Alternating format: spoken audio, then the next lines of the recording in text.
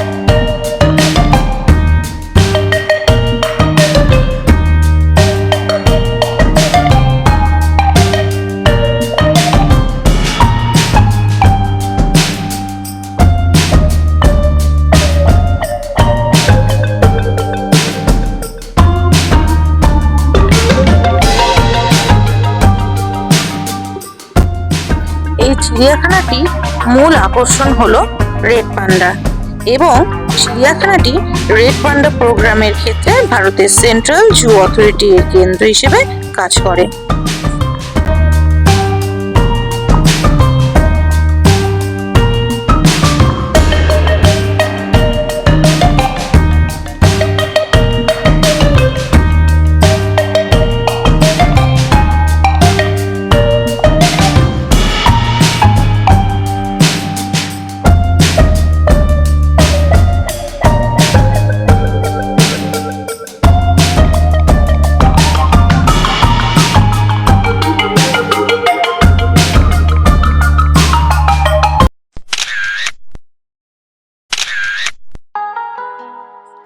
1953 সালে তেনজিং নোরগে ও এডমন্ড হিলারির প্রথম মাউন্ট এভারেস্টের আরোহণ থেকে পর্বতারোহণের এই অঞ্চলের মানুষের কাছে গভীর আগ্রহের জন্ম দেয়।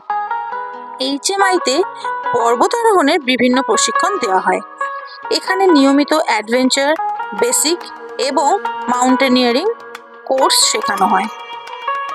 ভারতের প্রথম প্রধানমন্ত্রী জওহরলাল নেহেরুর অনুপ্রেরণায় এবং তেনজিং নোরগের সদিচ্ছায় 1954 সালের 4 নভেম্বর HMI প্রতিষ্ঠিত হয়।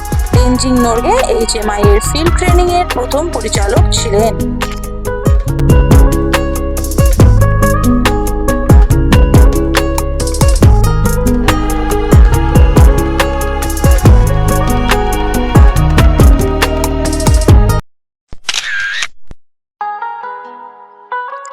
এখানে যে তেনজিং রক তোমরা দেখতে পাচ্ছ, এখানেই পর্বত আরোহণের বিভিন্ন রকমের যে প্রশিক্ষণগুলো দেওয়া হয় সেগুলো এখানেই দেওয়া হয়ে থাকে।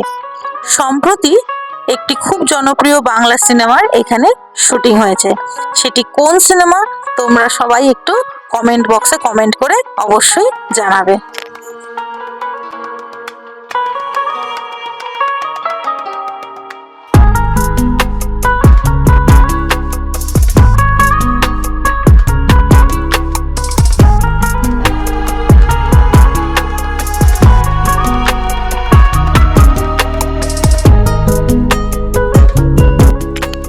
এরপরে আমরা চলে গেছিলাম বেঙ্গল ন্যাচারাল হিস্ট্রি মিউজিয়ামে। বেঙ্গল ন্যাচারাল হিস্ট্রি মিউজিয়াম হলো পশ্চিমবঙ্গের দার্জিলিং এর একটি জাদুঘর, যেটিতে প্রচুর প্রাকৃতিক নিদর্শন এবং জীবাশ্ম রয়েছে। জাদুঘরটিতে বিভিন্ন প্রজাতির ডিম, বিভিন্ন প্রজাতির সাপ এবং বিভিন্ন প্রজাতির মাছ ও পাখিদের নমুনা ওখানে রাখা রয়েছে। যেহেতু ভেতরে কোনো ফটোগ্রাফি অ্যালাউ নেই, সেজন্য আমি তোমাদের দেখাতে পারলাম না। এই ভিডিওটা এখানেই শেষ করছি। ভিডিওটা কেমন লাগলো অবশ্যই কমেন্ট করে জানিও। এর পরের গল্পে দার্জিলিং এর মূল আকর্ষণ টয় ট্রেনের ভিডিও নিয়ে আসছি। ততক্ষণের জন্য সবাই চ্যানেলে চোখ রেখো, আর নতুন হলে অবশ্যই চ্যানেলটাকে সাবস্ক্রাইব করে পাশে থেকো। ততক্ষণের জন্য সবাইকে বাই বাই।